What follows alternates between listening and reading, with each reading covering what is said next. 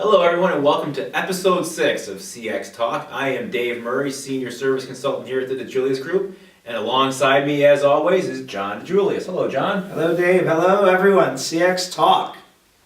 Here we are again, episode 6. We are in cold Cleveland. Yes, it is February and it's been a brutal winter so far. Even some of the warmer places we get to go every so often has seen snow and cold. It hasn't been that fun. Only 6 more weeks. That's right. We're getting there. We'll be in April. So, I want to start off with Comcast is at it again. Yes, they are. So, if you've been following the DiJulius Group and our weekly blogs and e-services, you know that we've been writing a lot about Comcast because they've given us a lot of material. They had probably the worst 2014 year as far as a customer experience. And they didn't start off 2015 much better. No, not a great start. So the most recent escapade at Comcast is a Comcast customer called to shut down one of their services, and the retention specialist tried to get them to renew and re-sign, and when they wouldn't do it, the next time they got their bill, it's changed their first name to A-hole, and then in full, laying A-hole Brown. That came right on the bill, came right on everything, and yeah, I mean the inmates are running the asylum here, and the frontline employees are allowed to do whatever they want, and Mr. Brown had to call several times. And they wouldn't change his new first name, so he finally had to drive to a Comcast physical location to show them some identification to get his name to prove that it wasn't a God-given name. So Comcast keeps giving us material. They do. They're really great for us. Yes, we appreciate them. I think I might have kept my name the way it was. I might have worn that as a badge of honor, just kept those envelopes coming with A-hole Murray. Really? Yeah, why not? Yeah.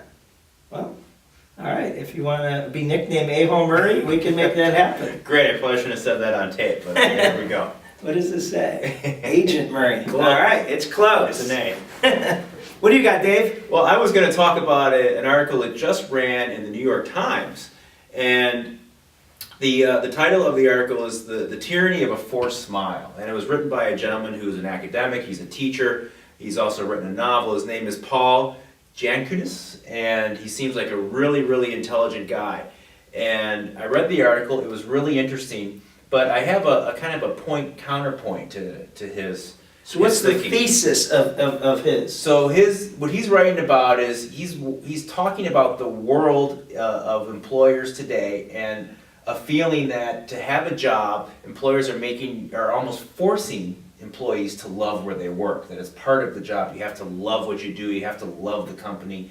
And to an extent, I see his point that a lot of cultures are leaning towards getting people to really feel involved and love what they do. But my counterpoint to his article is that getting people to love what they do and where they work is a tough battle to fight. It's a tall hill to climb, and quite honestly, I don't think it's achievable. It's great when it happens, and it does happen in many cases, in many industries. Many companies have people that are passionate and love their job, but I think to go out there and to say that we're going to make everyone love what they do here and love us as an organization is just too much to ask. And so it really made me think about what we do, especially in world-class internal culture, when we're out there working with companies and helping them relate to their employees. I think really the goal there is not to have this feeling of love, but it's really to make sure we have the highest level of engagement that we possibly have. If they love us, great. If they don't love us, but at least they We're talking about employees. Employees, yes. But at least they feel good at the end of the day. They feel that they're appreciated, and they feel they did an honest day's work, and they were able to engage with customers, make customers happy. They feel good about what they do. To me, that's really the end goal. And love maybe comes down the road if you do it long enough, and maybe that is a side benefit of that. So what do you think the goal should be? The goal should be, as an employer, to make sure that our employees are feeling as engaged as possible.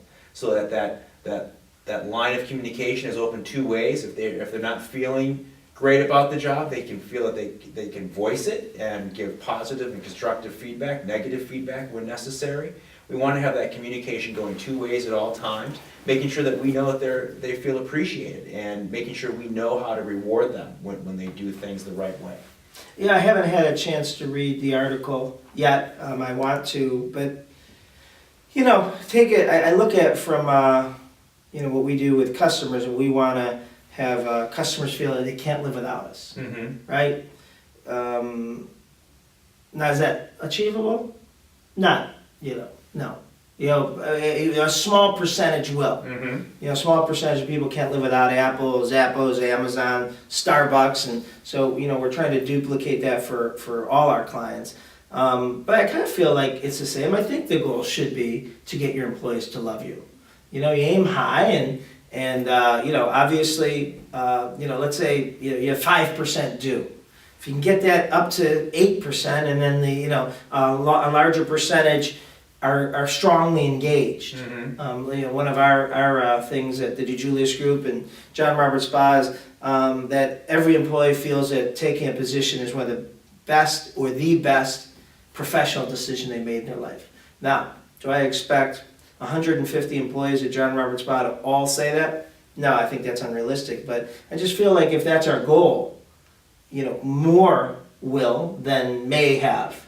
I don't know. I don't mind it being the goal, knowing that we're not going to get 100%. So I don't know. I guess I have to look at that, but I don't mind that being the goal. I don't agree that it's I think you should teach employees how to smile, and then hopefully it'll come out genuinely. But a lot of employees don't know how to smile coming into the work world. They just didn't have to. Their environment didn't encourage it. I agree with that, and I see your point. We can agree to disagree on this one only because the way that this article paints the picture is that there's all this love and no room for any bad stuff, no room for complaints, almost as if employees are stifled. And while I see your point that a goal that all employees love their job, I think that's great. I think in some industries it's just not a reality. So while it may maintain a goal, I don't think it could ever be a requirement or something that people are judged on. Definitely not a requirement. I mean, even the great companies like Disney, Chick-fil-A, the Ritz-Carlton, Zappos, they have higher engagement, a higher percentage probably love where they work. Again, that still might be the minority, but it's higher than everyone else. Sure. So, but no, I don't think you can go anywhere and get 100 people. Have 100 people say, "I love my job." Right. So, all right, good. You've been talking a lot about work lately. You wrote a so just to clarify, how many bosses do you have? How many bosses right now? Yeah. Am I counting at home or just at Well, work? yes. Then I would say I have 3. 3. Okay, who are they? Well, I would say you're my boss. Okay. I also report to Denise. Okay. And of course, my lovely wife, Trace. Okay, all right. Well, I wanted to set that up before I ask you the next question. You wrote an article recently about horrible bosses and how a lot of people think the old style yelling and screaming is the definition or benchmark for a horrible boss. And you bring up some great points, but I'm wondering if you're speaking from experience here. And if you are, which boss are you referring to? I can truthfully say that when I do speak from experience, it's not talking about any of my current bosses. Okay, so we are talking about Tracy as well. Yes, she is not included in that. This is all previous bosses at previous employers. Or girlfriends. All right, good answer. Way to dodge that. Thank you. All right, so I got some a good story. We all know that hotel concierges are, by sheer, job, they are there to serve. And they're there to surprise and delight. And if you love taking care of customers, there's probably not a better job because that's what it's designed for. But there is one hotel concierge that really got challenged out of San Antonio, the hotel in Digo in San Antonio. A customer checked in, and the concierge reached out and welcomed and said, my name is, and if there's anything I can do for you while you stay. So the customer replied, yes, I would like to have a picture of Nicolas Cage in Con Air on my bed by 6 p.m. And this concierge said, it'd be my pleasure to assist you, from Ramon. Ramon was a concierge, and there's a picture with a framed Nicolas Cage from Con Air, and it says, sweet dreams, enjoy. Well, that wasn't enough, so she asked for a picture of, Nicolas Cage from another movie. And he got that. And it goes on, and it was pretty impressive that Ramon stepped up to everything she threw at him. So hopefully Ramon got a good tip. That's pretty amazing. I love the fact that it's actually in a frame. Yes. That's really kind of the icing on top right there. Yes. So That's cool. next time you're in San Antonio and you'd like a picture of your favorite celebrity, make sure you stay at a hotel in Digo, and I think Ramon will take good care of you. That sure sounds like it. Sounds almost like something that you would do in a hotel. Did you request that? Yes, Matthew McConaughey, Yes. my man crush. There you go. The Customer Experience Executive Academy, preparing customer service executives to lead, design, and manage the customer experience. Applications for 2015 courses now being accepted. Find out more at cxeacademy.com. Welcome back to CX Talk with Dave and John. So Dave, you got you're working out there with our consulting clients every day, every week, traveling. What are some of the DiJulius Group's consulting clients doing that we can share?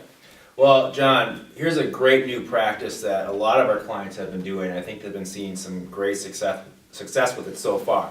So many of our clients, as you know, when we go in and create a service vision and their pillars, one of the things that we help them create as well is a day in the life of the customer video. And there are some fantastic ones out there. A lot of people have seen Chick-fil-A's and others. Great examples of making sure that our employees are feeling empathetic towards our customer, really understanding what they go through, because we have to remember a lot of times our employees are not our customers. They've never been our customers. So how can we expect them to provide that level of service to someone they've never met? So it's a great tool. We recommend that everyone consider doing it if you don't have one already. And some of our clients have started to take it a step further. So they already show it to their new hires at orientation, and we always make the argument the sooner the better. Yeah. Because it shows how important it is to us as an organization. It also helps ensure that your employee is never going to become face-to-face with a customer before they've gone through this important piece of the training. So there's a lot of great tools there. But one of the things that a couple of our clients have been doing now is they are actually starting to show the day in the life of a customer during the interview process. So when they have a candidate, I love that they think is a potential great hire, they are showing the video and they're watching their reaction. And quite honestly, if the person's watching the video and they start to show some emotion or some expressions that this seems really cool and this is an awesome opportunity, versus just sitting there and saying, well, is this almost over and how much am I going to make? You can really read that and help make a great judgment on who really is presenting themselves as a great service provider and who may just be kind of pretending to be. And they just want a job. They just want a job, absolutely. I love that. And the sooner the better. See if these videos are impactful. They're an emotional roller coaster, and if someone gets choked up or like, when can I start? I love this. I think that's brilliant. Good example. We one of our clients at Advanced Financial out of Nashville. We both went there a couple months ago or a month ago, and Brittany Walker, who is the customer experience executive there, great, one of the best we've ever worked with, told me something startling about you that I never knew of. Oh yeah, what was that? That you're funny. Yes, I hear that a lot. I've never heard that. And, No? and that's actually the first time I think I've ever laughed. So I was quite startled when I heard that, and she says, "Oh, Dave is so funny," and they all seem to agree there. They do. So, I'm asking are the people watching this that may have seen you present or have watched a few CX talks, under the comments of this video, I would like you to let us know if you think Dave Murray is funny. I really want to know that because I'm missing something here. You know, maybe we'll see. I may just do my best work in Nashville. I don't know. So maybe we'll all be Nashville people who respond You're positively. funny. What kind of funny? Like ha-ha funny or dry sense of humor? I would say that it's primarily a pretty dry sense of humor funny. Is it like one that you hits you later? Sometimes. Because I've known you 5 years. So, how long's that window? Sometimes it takes a long time. Okay, so like next week I might just start rolling. You may just fall out of bed one morning. All right. Well, good. What do you want to finish up with here, Dave? Well, why don't we talk about the A-hole Murray. Yes. Why don't we talk about the new book, John? We haven't talked yet today about the customer service revolution. As we know, it debuted as a #1 bestseller on Amazon. Yeah. And you were going to talk to us today about chapter number 2. Chapter number 2. So last episode we talked about chapter number 1, and every month, every CX Talk episode this year we are going to talk about a chapter. So chapter number 2 is State of Service.